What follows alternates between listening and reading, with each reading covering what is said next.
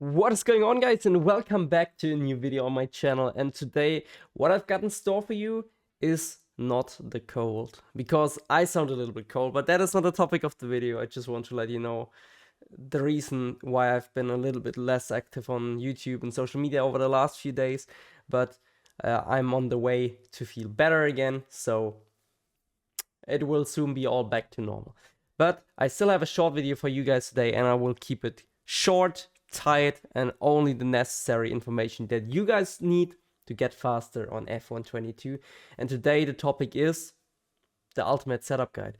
So finally, I told a lot of you I would make a setup guide, and today is the day we are gonna have a look at setups on F1 22. So let's jump right into it.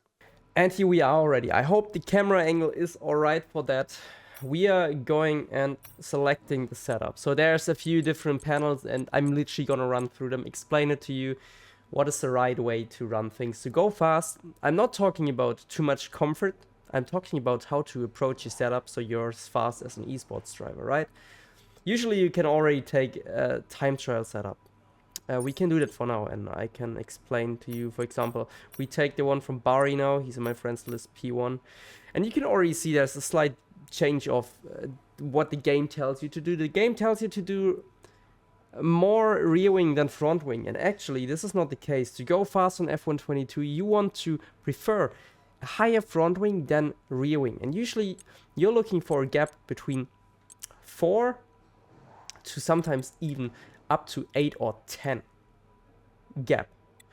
Depends on the track. On some tracks where you have a lot of understeer like Brazil, a higher gap can be beneficial, but on some tracks it's actually gonna kill you like big time. For example, Imola, I really liked a 4-wing gap, so I would always have it between 4 and 6 if you're a little bit less experienced, and if you want a bit more stability, you can probably even run away with 3.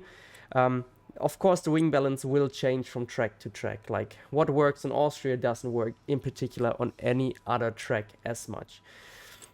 Heading over to the transmission, which is differential on and off throttle.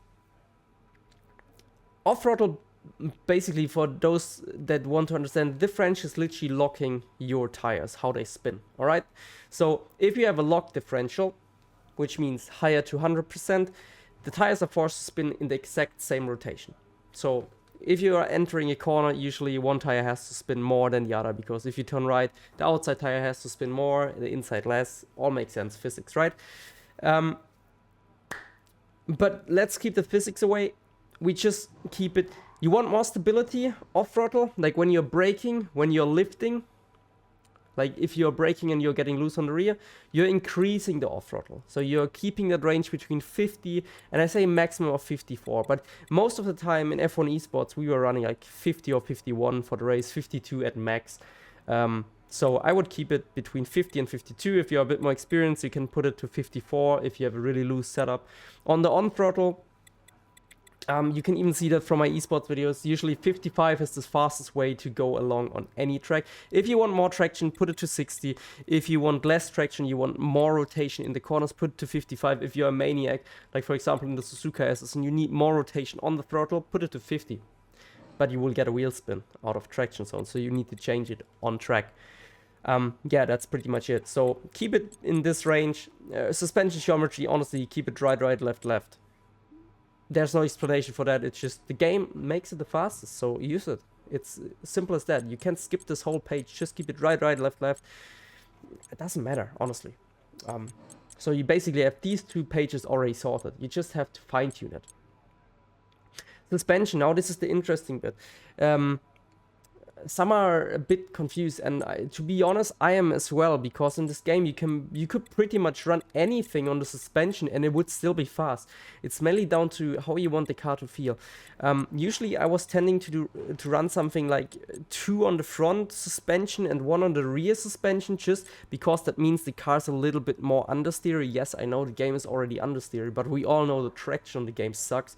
So you don't want that, and so you increase it by 1, you can increase it by more, but I usually had it around 2 just as a baseline, and then I adjusted it where I liked. Honestly, sometimes on the final few races I was even checking out if the old suspension style was working. And on some tracks it wasn't even slow, it wasn't the fastest, but you can make a lot of things work on this game. But just for your baseline, just run it on 2, run it on 3, something like that. You can also run it 3-3. It doesn't matter that much on this game, not as much anymore.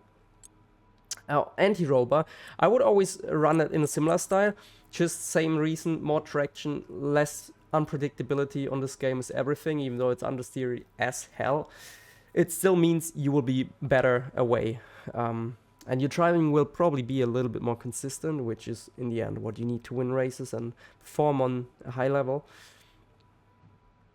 So yeah, run this on something like 5, 7. The higher you put it, the more traction you have, alright? If you touch the rear rover, it will technically make it also more stable, but actually there's always a thing of balance. If you have a higher front than rear, it will understeer more. If you have a more equal, it will usually, even though it could be like 5-5, it would still feel a bit more like there's more rotation, just because the rear and the front is more balanced, okay? So keep that in mind. But something like 2-5, 3-5, 4-5, 4-7. I'm skipping the rear and rear suspension rover because they are basically irrelevant if you just want to keep it simple. But this is literally gonna be fast. Like, I'm not kidding. I'm not breaking it down that simple. That's lots of months of testing, guys. Like, that is a lot of knowledge that I'm giving you right now for free, just so you can use it for your own benefit. I know the game is kind of dead, so whose benefit is it? The people that play F1 2020 because it's a better game? I don't know.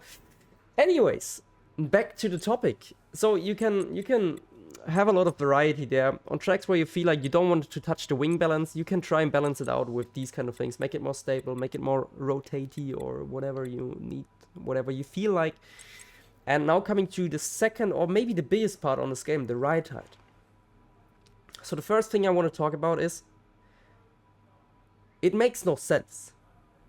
Because, like, you could run something like 3-1 ride height, and usually you would not, like, honestly, it sounds stupid, but you would not bottom out. Even though the car's lower, it's mainly depending on the gap, like, between front and rear.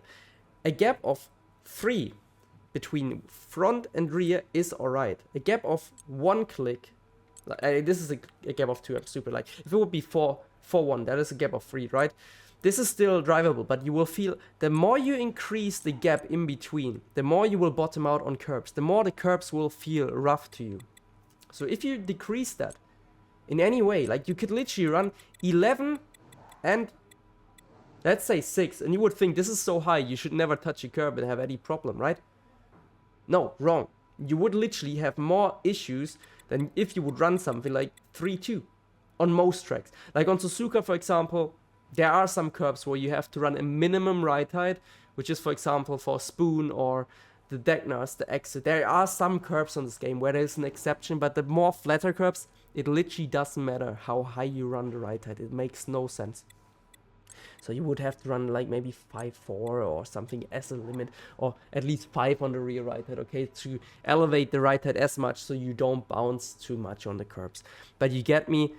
Always keep a more, like, usually it's more front ride height than rear ride height, just for a bit more top speed and just the car behaves better on this game.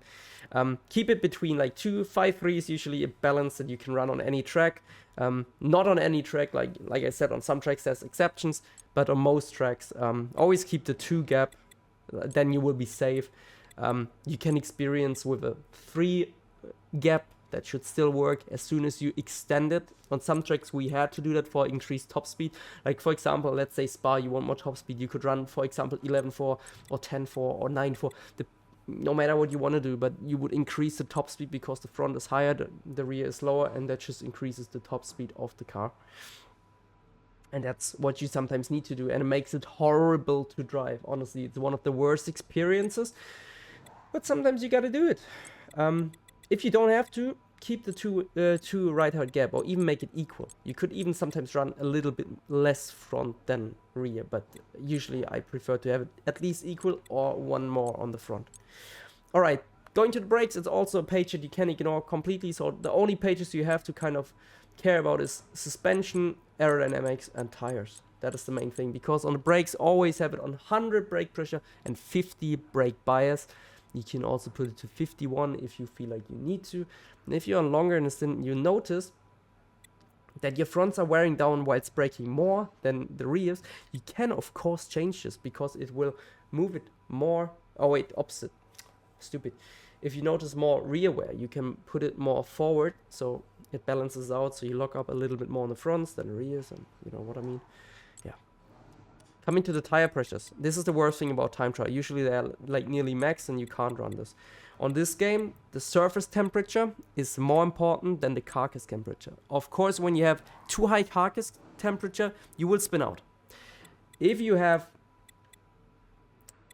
too high carcass temperature, your surface temperature is anyways going. I think at 117 degrees, your tires literally overheat on the surface and you lose a lot of grip, a lot of lap time.